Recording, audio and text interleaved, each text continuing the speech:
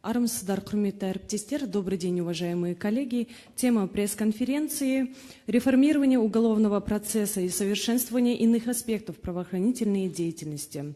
Елбасы Нұрсұлтан Назарбаев жақында Ақордада 100 нақты қадам ұлт жоспарының іске асырылу аясында заңның үстемдігін қамтамасыз етудің маңыздылығына ерекше көңіл бөлінген, Қазақстанның құқық қорғау жүйесін реформалау және осы бағыттағы сапалы дайындық жұмыстарын жүргізудің қажеттілігі мәселелері жөнінде кеңес өткізді. Бүгін міне баспасөз конференциямызда қылмыстық процестерді реформалау және құқық қорғау қызметін өзге де аспектілерін жетілдіру туралы арнайы шақырылған қонақтарымызбен сөз қозғайтын боламыз.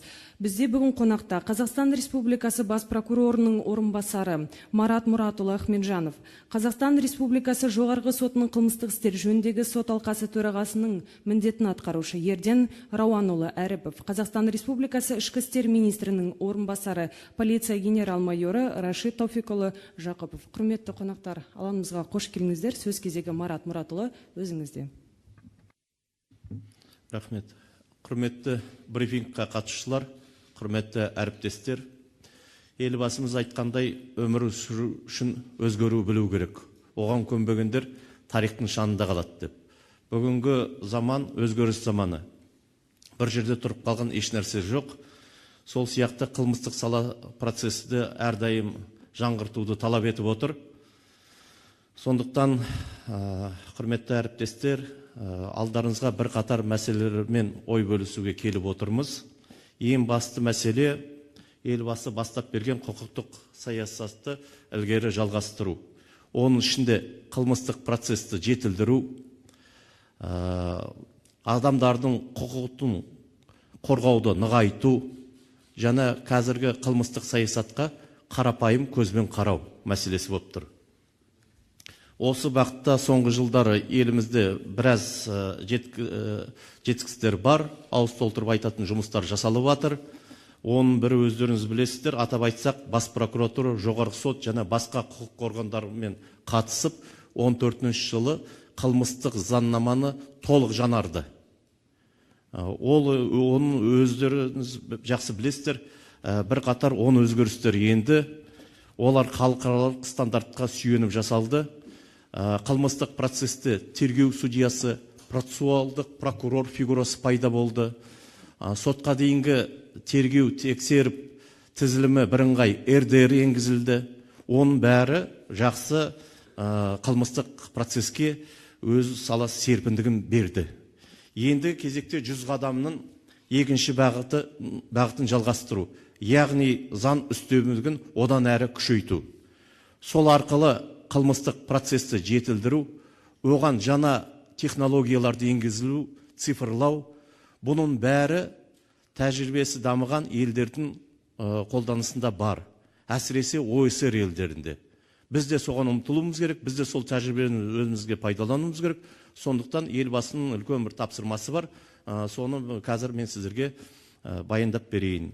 Уважаемые участники брифинга, по поручению главы государства в целях дальнейшей совершенствования модернизации уголовного процесса создана рабочая группа, куда вошли первые руководители Верховного суда, Министерства юстиции, правоохранительных и специальных органов. Еще раз был изучен опыт зарубежных стран, передовой опыт. Делегаты посетили страны ближнего зарубежья, развит Англию, Германию, Эстонию, Грузию, где был рассмотрен весь передовой опыт. Когда мы только начали работать, эта группа, главой государства была поставлена только одна единственная задача, чтобы все любые предложения, которые даются этой группой, не должны никаким образом снизить гарантии прав защиты наших граждан. Он определил 5 конкретных направлений. Это первое, это повышение уровня защиты прав и свобод человека в уголовном процессе. Сами вы знаете, содержание под стражей, лишение свободы – это как самые суровые, исключительные меры. Они должны носить только исключительный характер. И применять его надо тогда, когда невозможно применять другие меры пресечения или другие меры лишения свободы. Если человек не опасен для общества, то его и арестовывать не надо. Есть залог, домашний арест, другие меры пресечения. Особенно это касается экономических преступлений. Конечно, здесь мы должны сделать оговорку, если экономические преступления или другие преступления совершаются в составе организованной преступной группы, другие, то там вопрос серьезный, вопрос другой, и там мы должны по каждому случаю подходить индивидуально. Поэтому здесь вот такие меры будут обеспечены. Не секрет ни для кого, что сегодня вот эти задержания, многие органы досудебного расследования и граждане понимают, что эти меры принимаются для того, чтобы в момент предварительного следствия нужно выбить или получить необходимые доказательства, и поэтому сегодня вопрос стоит и оптимизации сроков задержания ареста. Как вы знаете, сегодня 72 часа, но предлагается ее сократить до 48 часов, и здесь усилить роль прокурора с момента задержания подозреваемого. Второе – это повысить состязательность на стадии расследования уголовного процесса. Прежде всего, как это мы видим, это за счет расширения процессуальных возможностей адвоката по сбору доказательств, по обращению его к следственному судье. Вы сами знаете, многие сегодня жалуются, встречаются, что по многим ходатайствам стороны защиты органы предварительного следствия чаще всего отказывают, даже не мотивируя. И поэтому здесь необходимы процессуальные гарантии, чтобы каждое законное требование стороны защиты было исследовано, было поручено. Поэтому в рамках этой группы будут рассмотрены возможности, процессуальные возможности, которым будут наделены органы адвокатуры, адвокаты при осуществлении своих функций. Все это, конечно, позволит им усилить качество защиты интересов и своих подзащитных. Третье – это расширить судебный контроль. 22-й шаг плана нации предусматривает, что все следственные действия должны санкционироваться судами. Только суд должен давать санкцию на ограничение на прав человека. Так принято во всем цивилизованном мире. И поэтому идет постепенно, это не завтра начинается, это у нас уже последовательная политика идет уголовная, когда все полномочия по санкционированию необходимых следственных действий, которые ограничивают права человека, передаются суду. Четвертое, необходимо исключить дублирование и четко распределить полномочия между органом досудебного расследования, прокуратурой и судами. Исключение дублирования позволит более четко разграничить и персонализировать сферу ответственности органов расследования, прокуратуры и суда, и должны каждый отвечать за свой участок. Сегодня должна быть усилена роль прокуратуры в этом процессе, как мы видим его на этих стадиях. Вот все это будет в рамках оговорено, каким образом будет определена зона ответственности, кто за что будет отвечать. И таким образом вот мы хотим искоренить дублирование, когда появляется безответственность. Пятое направление – это упростить процедуры расследования. Уголовный процесс у нас, к сожалению, сегодня долгий, затратный, много лишней бюрократии. Это не только дорого, как финансово для бюджета, но и, понимаете, мы вовлекаем тысячи, сотни туда людей, которые где-то есть очевидные преступления, уголовные проступки, которые раньше были как административные правонарушения, но сегодня, к сожалению, в органах досудебного расследования, видя, что это очевидный, зафиксированный проступок, признает вину, имеются прямые доказательства, видеосъемки другие, но продолжается это все, длится расследование месяцами, что, конечно, становится и затратным, и вовлекает в уголовный процесс наших граждан. Поэтому мы совместно с МВД провели в 7 регионах пилотный проект, чтобы показать, как можно минимизировать.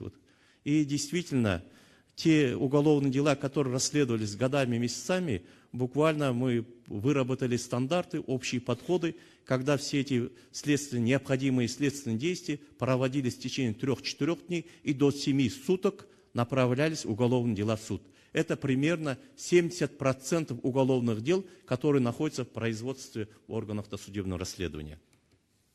Пилот показал нам и многие наши внутренние резервы, как можно упорядочить, как можно минимизировать вовлечение наших граждан в уголовный процесс. Поэтому сегодня необходимо дальше совершенствовать. Вы знаете, вот категорию уголовные проступки, которые были перенесены из административного кодекса в уголовный кодекс, как уголовные проступки. Вот буквально в этом году мы ряд преступлений, которые как побои, истязания, вновь перевели в административный кодекс, потому что наиболее именно там были защищены их права наших граждан. И сегодня необходимо упростить саму процедуру расследования и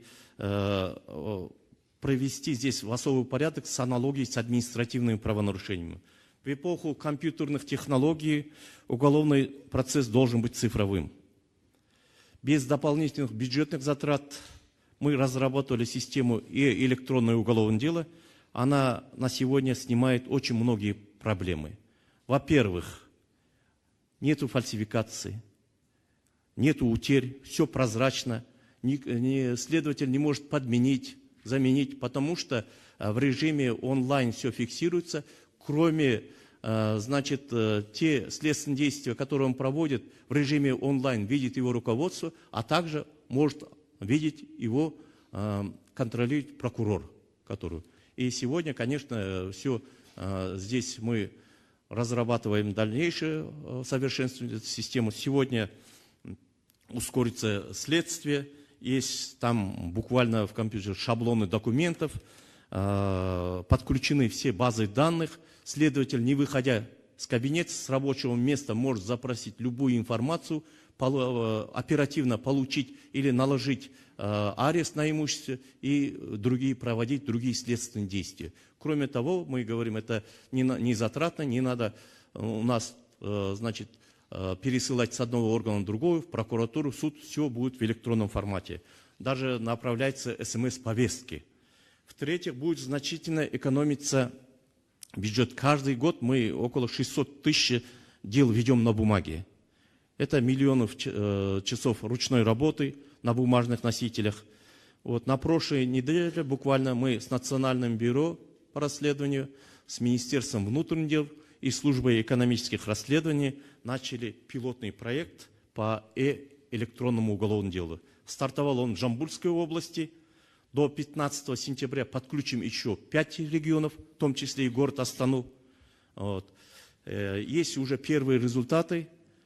Мы уже на сегодня получили 12 электронных санкций. Уже ведется более 20 уголовных дел в электронном формате. Это только начало.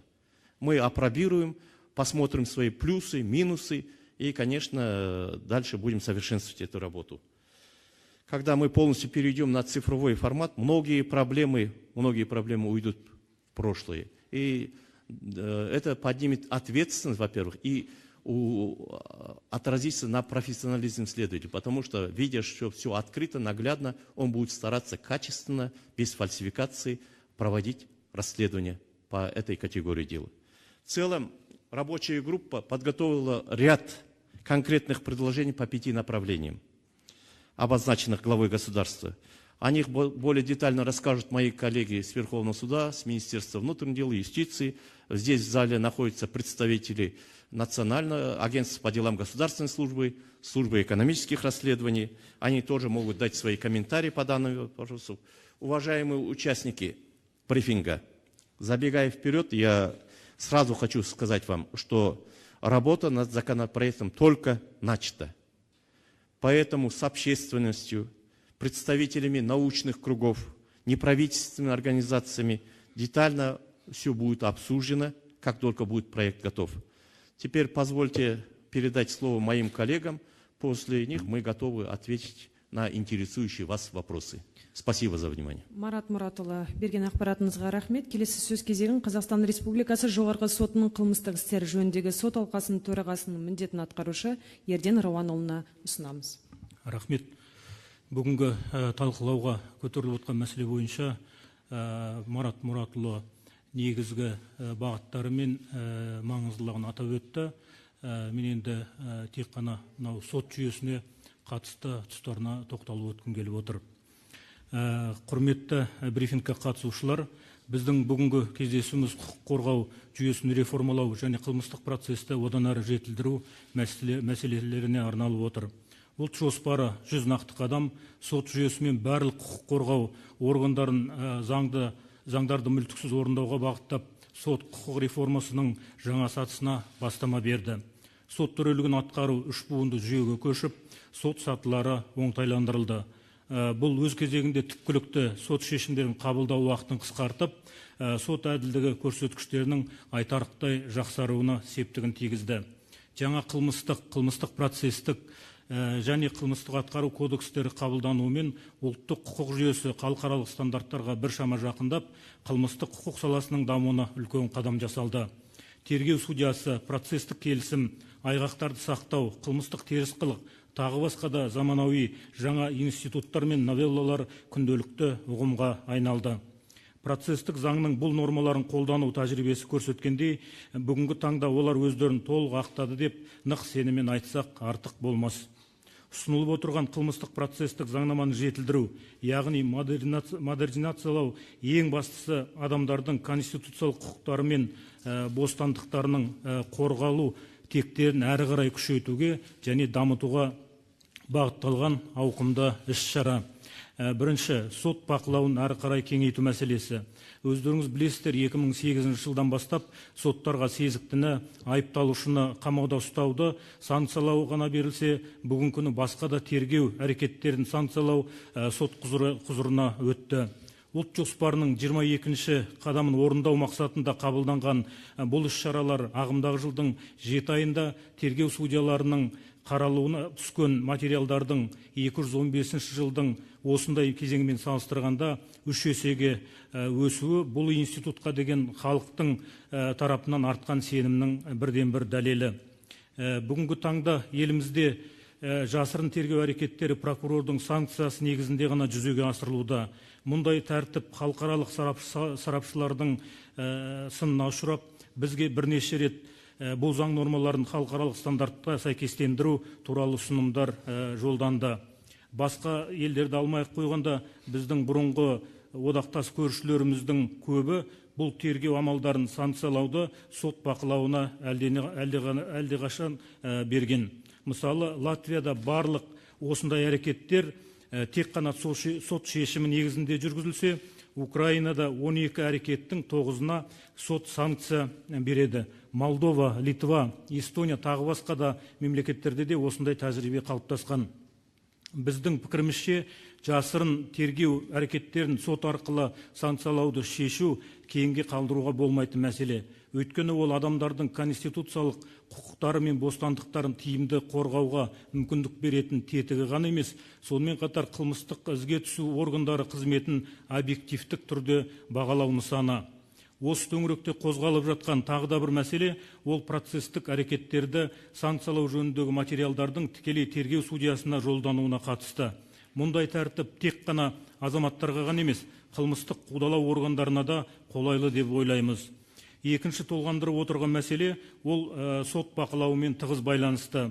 Жаңа Марат Мұратұлы айтып өткендей, бүгінгі қолданыстағы қылмыстық процестік кодекстің 131 бабының 4 бөлігіне сай, күдіктіні соттың санкциясынсыз 72 сағаттан аспайтын мерзімге ұстауға болады. Ал кейбір елдерде бұл мерзім 24 сағатқа, кейбіреулерінде 48 сағатқа дейін шектелген.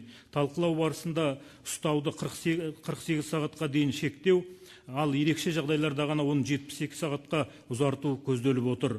Тағы да бір атап өтетін мәселе, ол қамау түріндегі бұлтартпау шарасын қолдану негіздерін қысқарту. Бұл тұрғыда жоғарғы соттың кәсіпкерлік қызмет саласындағы құқық бұзушылар бойынша қамауды ұйымдасқан қылмыстық топтар мен қылмыстық қауымдастықтардан басқаларға қолданбау туралы ұсынысы қолдау тапты. Келесі бағыт тараптардың бәсекелестігін арттыру, адвокаттардың рөлін барынша көтеруге қатысты. Жаңа қылмыстық процесстік кодекс адвокаттарға сезікті, айыпталушыны қорғау үшін көптеген жаңа мүмкіндіктер берді.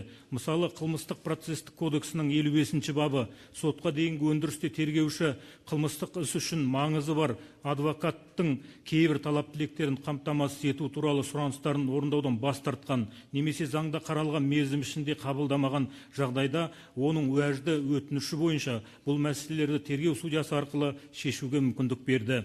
Қылмыстық процестің іргелі қағидаттарының бірі талаптардың жарыспалылығы екені белгілі.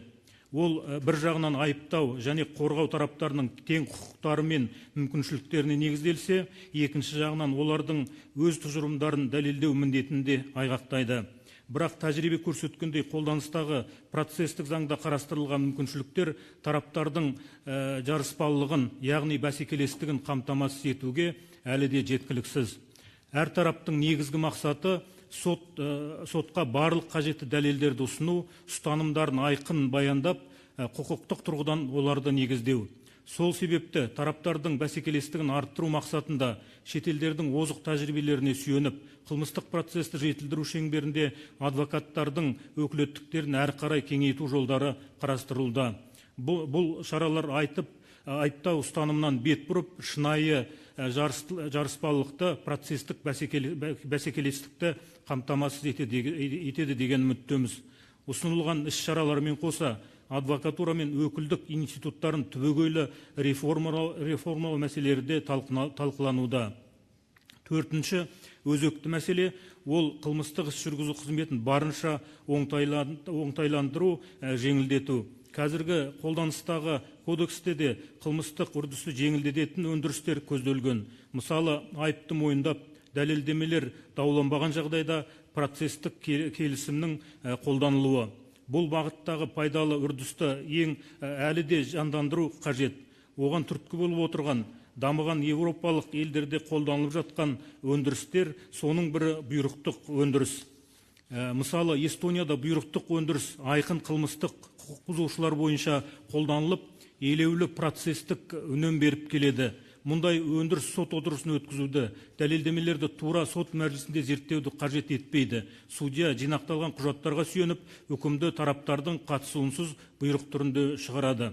Осыған ұқсас өндіріс Германияда және басқа да көптеген елдерде қалыптасқан, және мұндай процестік тәртіп қылмыстық орбитаға тартылған адамдардың құқықтарына нұқсан келтірмейді. Бірақ та басқа елдердің мұндай тәжірибесін өзгеріссіз біздің ұлттық заңнамаға енгізудің қажеттілігі жоқ. Олардың озық үлгілерін, сол сияқты өз мемлекетіміздің құқықтық процесінің ерекшеліктерін ескеріп, осындай бұйрықтық өндірісті қылмыстық теріс қылықтарға, мүмкін болса онша ауыр емес қылмыстарға да қолдану мәселесі белсенді түрде талқылануда. Қылмыстық процестік заңнаманы заман талабына қарай жетілдіру еліміздің ата заңы, конституциямызда бекітілген адамдардың құқықтары мен бостандықтарын қорғаудың бірден-бір кепілі болатындығы сөзсіз. Тыңдағандарыңызға рахмет. Ерден Рауанұлы, сізге көп рахмет. Құрметті әріптестер, сұрақ-жауап бөліміне көшеміз. Уважаемые коллеги, переходим к вопросам. Если есть у вас вопросы по теме пресс-конференции, просим задать. Да, пожалуйста. Добрый день. Гульмира Сарбасова, Международное информационное агентство Казинформ. Ерден Рауанович, вопрос к вам. Скажите, пожалуйста, расскажите, точнее, об особенностях приказного производства. Это что, аналогия того, что уже есть в гражданском процессе? Спасибо за вопрос. Вопрос обоснованный.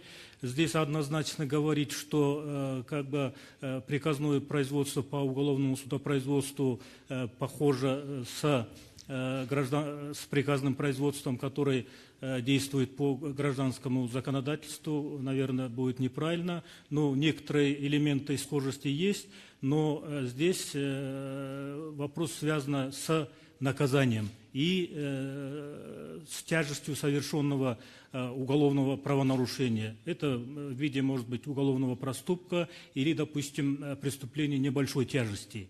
Здесь, чтобы сократить и экономить время, допустим, затраты на процессуальные действия, если, допустим, человек себя признает виновным именно в совершении конкретного уголовного проступка, допустим, вину признает, потерпевший, допустим, его прощает, ущерб по делу как бы возмещен, какая необходимость, допустим, направлять данный материал через прокурора, составлять акт, в последующем передавать человека суду и дальше рассмотреть в общем порядке в уголовном, вернее, в главном судебном разбирательстве. А здесь особенность заключается в случае, допустим, достижения этих результатов, орган досудебного расследования непосредственно может материал направить в суд, и судья, единолично рассмотрев сокращенные сроки, это сейчас, допустим, сроки находятся на стадии обсуждения, возможно, это в течение 3 дней рабочих, рассмотреть и, допустим, вынести приговор в виде судебного приказа. Спасибо вам за подробный ответ. Уважаемые коллеги, да, пожалуйста, следующий вопрос. Казахстанская правда, Александра Власова. В СМИ прошла информация, что Верховный суд изучил опыт представительства в суде других зарубежных стран. Опыт какой страны наиболее успешен, и в связи с этим какие предложения рабочей группой были вынесены? Спасибо. Спасибо за вопрос.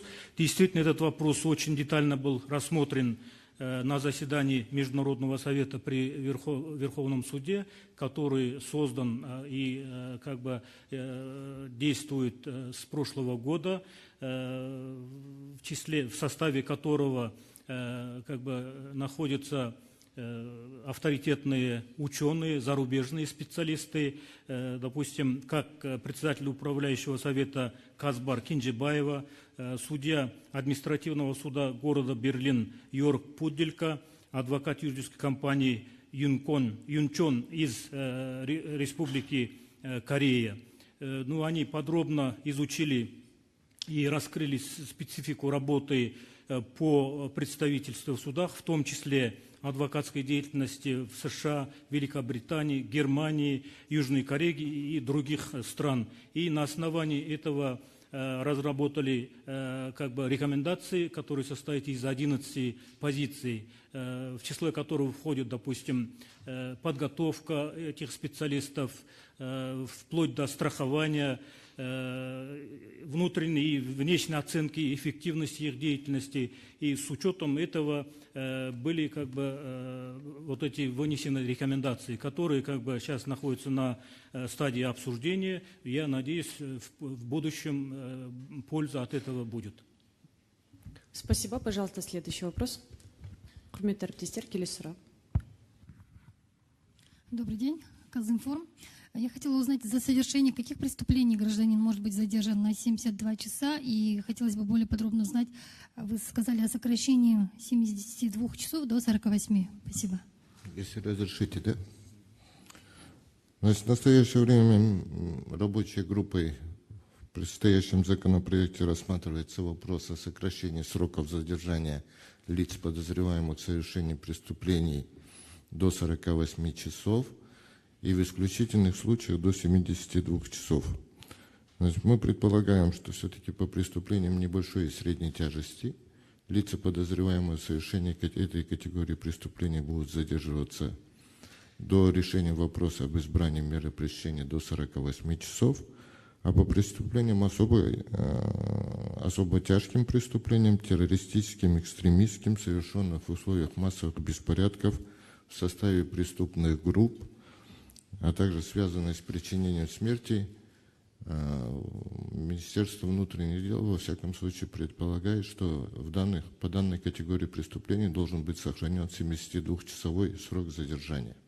Поскольку это связано с особо тяжкими видами преступлений, совершенных, если это в условиях массовой беспорядки, типа террористическими, экстремистскими преступными группами, где требуется все-таки более продолжительный срок для подготовки доказательств для решения вопроса об избрании меры пресечения.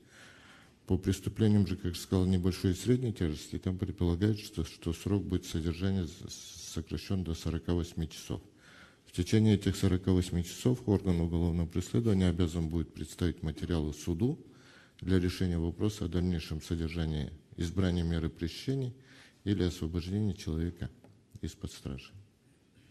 Спасибо вам, уважаемый коллега. На ваш вопрос ответил заместитель министра внутренних дел Республики Казахстан Рашид Джакупов. Уважаемые коллеги, мы продолжаем. Да, пожалуйста. Газета «Человек и закон», профессор Башимов Мурат Саевич. Вот мне, Мурат Муратович, мынандай сұрақ бар еді. Жаңа сіз өзіңіз айтып кеттіңіз, иә, в часть составов, 90 составов из административного кодекса перекочевали в уголовный кодекс. Да, прошел этот момент. Но я знаю позицию МВД, Генеральной прокуратуры, что, жаңа вы сами сказали, процессы дальше будут идти с тем, чтобы обратно в административный кодекс. Смотрите, целесообразность есть или нет? Потому что, видите, там тюремное население, тюремный дым, он же уголовный проступок, он все равно получается осужден, да? И все, ему перекрывается, особенно молодые, там, я не знаю. Вот. А с другой стороны, у нас идет гуманизация. Мы все экономические преступления практически декриминализуем. Поэтому вот сюда срок. И Ерденбол Романович там вот немецкий опыт привели. Хотел спросить, а вот это еще целесообразность не назрела по созданию трудовых судов? То есть судов по трудовым спорам, как в Германии. Потому что гражданские суды, они у нас сильно перегружены по сравнению с уголовными судами. Ну, это частная точка зрения ваша.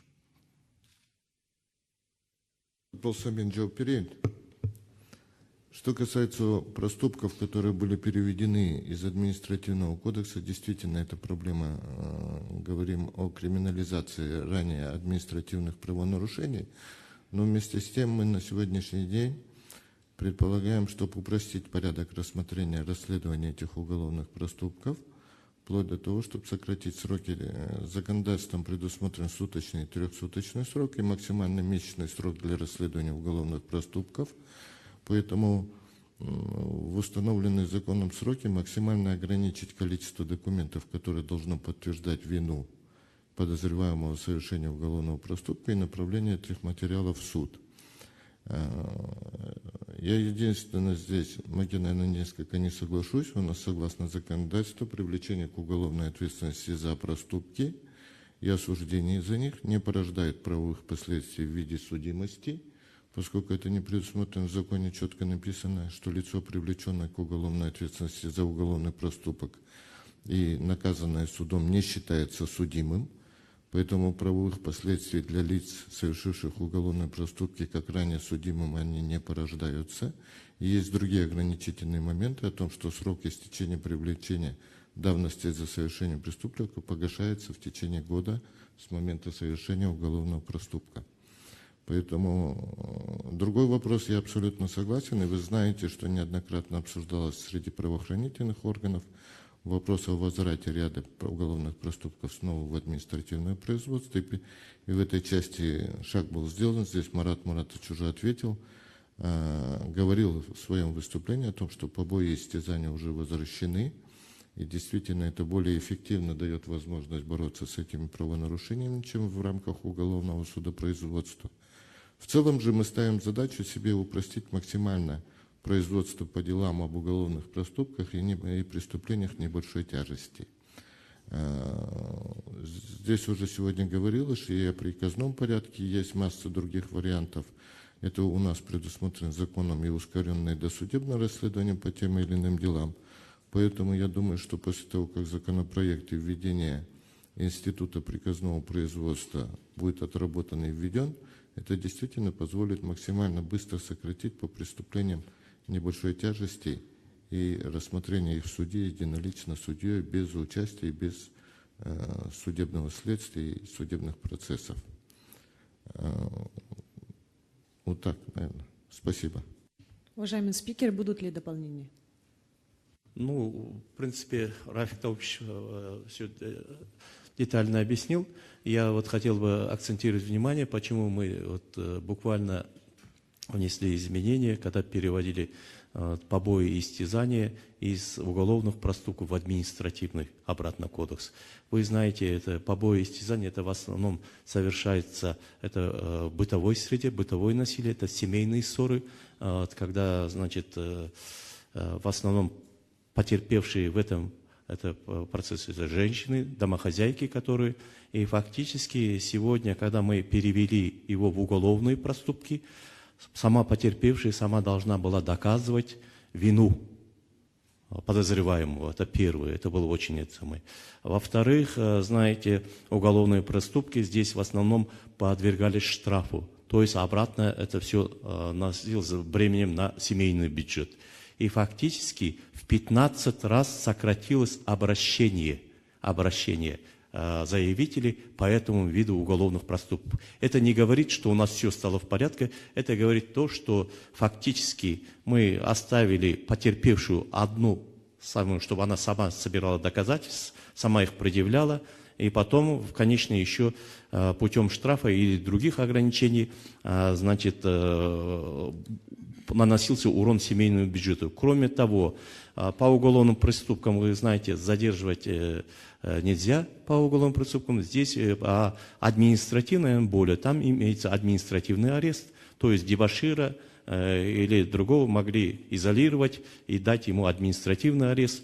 То есть вот эти меры более эффективны для общества. Поэтому ряд мы перевели в разряд вновь административных правонарушений. Кроме того, сейчас Рашид сказал, мы детально хотим упростить значит, процедуру расследования уголовных проступков. И, конечно, да, как такой судимости не влечет, но правовые последствия уголовных проступков имеются. Уголовный проступок, если совершил, он не может работать, не примут его на государственную службу, другие. Поэтому здесь необходимо пересмотреть, конечно, в рамках модернизации, в рамках рабочей группы эти вопросы тоже будут детально обсуждены, потому что практически мы должны признать, что это было административное правонарушение, за которое вот таких правовых последствий, которые ограничивали наших граждан в их правах, не было, но все-таки она не образует условной судимости, но какие-то последствия для гражданина в его при трудоустройстве, при других возникновении гражданско-правовых отношений она имеет. Поэтому мы дальше будем совершенствовать этот институт. Жаңағы еңбек дауларына қатысты мамандандырылған арнайы сот құрылымы деген жауабыңызға, енді бұл сұрақ бүгінгі күннің тәртібіне кірмейді. Азаматтық істер бойынша біздің баспасөз өкіліміз бар. Сол өкілімізден өзіңіз нақты жауап бұл сұрақ бойынша ала аласыз. Рахмет. Сізге көп рахмет. Құрметті әріптестер, тақырыпқа қатысты тағы да сұрақтарыңыз бар ма? Корреспондент Тенгри Ньюс. У меня вопрос к Марату Муратовичу. Расскажите, пожалуйста, о назначении Андрея Лукина на пост заместителя генерального прокурора. Чем обусловлено это и какие вопросы он будет курировать? Второй вопрос у меня связан с недавним выступлением президента на телеканале Хабар, где он сказал, что казахстанских судей надо воспитывать, и они еще советские. Прокомментируйте, пожалуйста, данное заявление. Третий вопрос у меня связан с произошедшим в Таразе.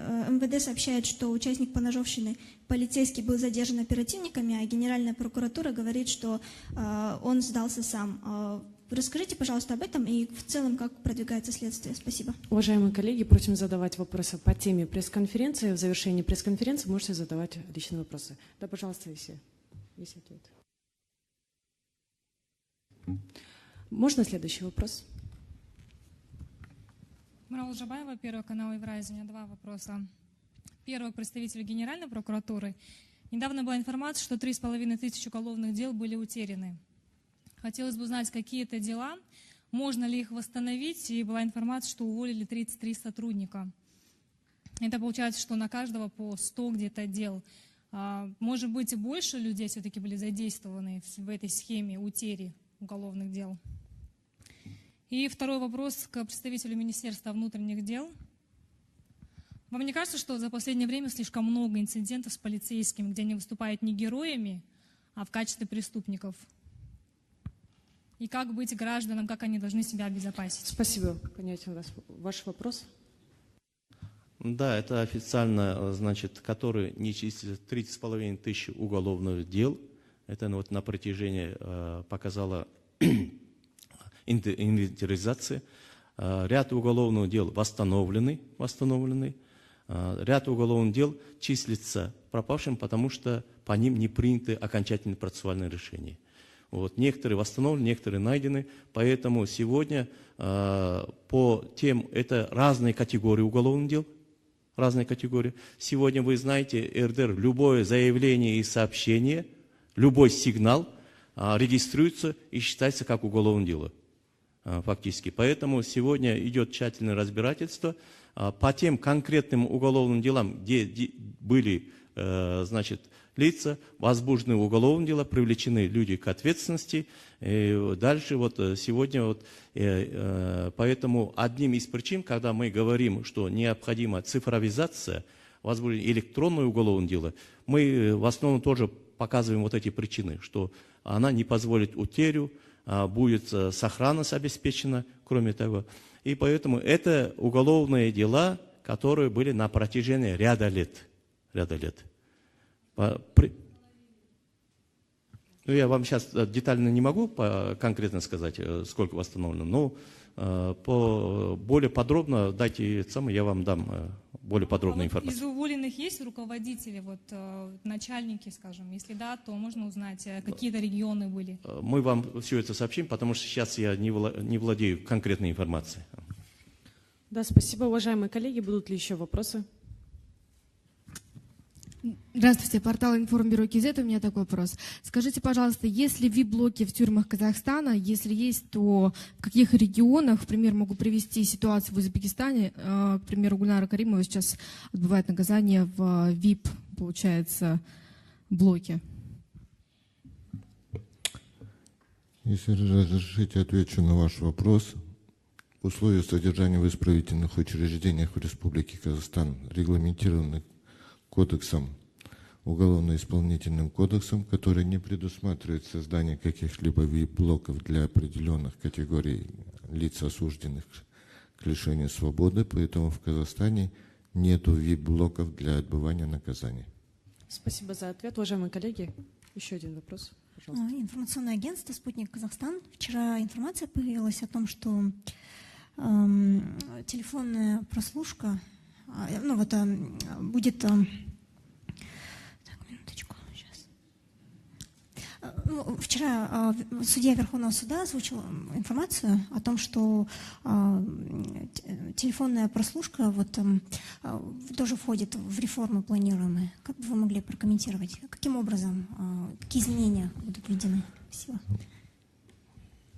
Мы хотели сказать, что в рамках предстоящей реформы действительно обсуждается вопрос об извещении лиц, в отношении которых проводились негласные следственные действия по результатам проведенного расследования.